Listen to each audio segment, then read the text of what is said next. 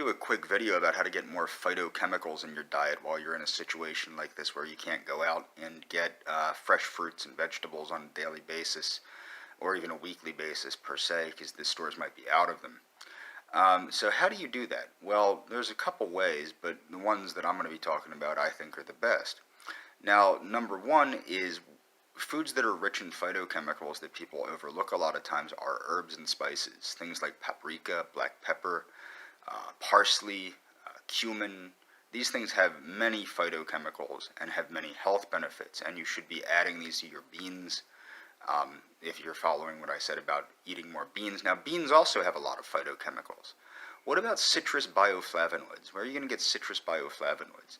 Now, citrus bioflavonoids can be obtained through the zest. You can buy dried zest, but I prefer to get citrus bioflavonoid tablets.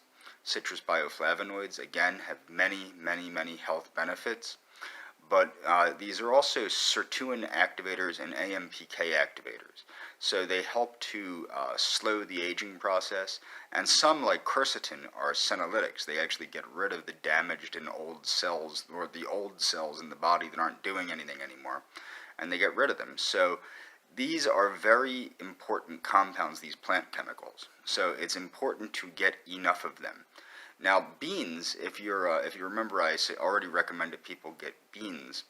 You should be adding these spices, especially like cumin, paprika, red pepper, things like this. You should be adding these to your already to these beans, the beans that you're cooking, or the whole grains like sorghum. It was actually funny. A friend of mine on Facebook sent me a video of an African gentleman. I believe he said he was from Senegal. And I'm going to put a link to the video, because the funny thing is the guy eats like me. He likes to eat the sorghum, and he likes to eat many bean. And it was interesting because, well, not really interesting. I know I eat like that. I know I eat like an African, but my joke was that I have slightly better bathroom habits. Because he was explaining, he doesn't need toilet tissue. He can use water like the Muslims do. So the point that I'm making is, just because you can't get access to fresh fruits and vegetables doesn't mean you shouldn't be getting access to these chemicals, these phytochemicals that you need to maintain proper health.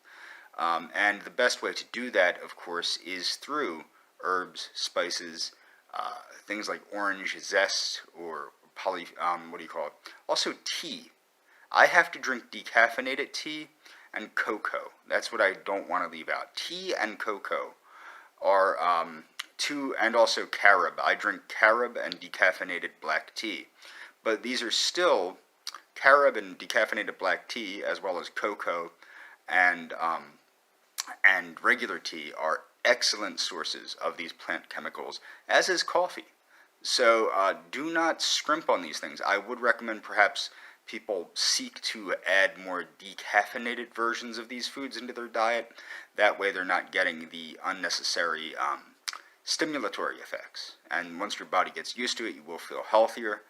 But that's another thing. So tea, cocoa, carob, these things also carry a lot of these important plant chemicals. And I'm going to leave links for the health benefits of these things and what exactly are phytochemicals and things like that. And that's all for this video.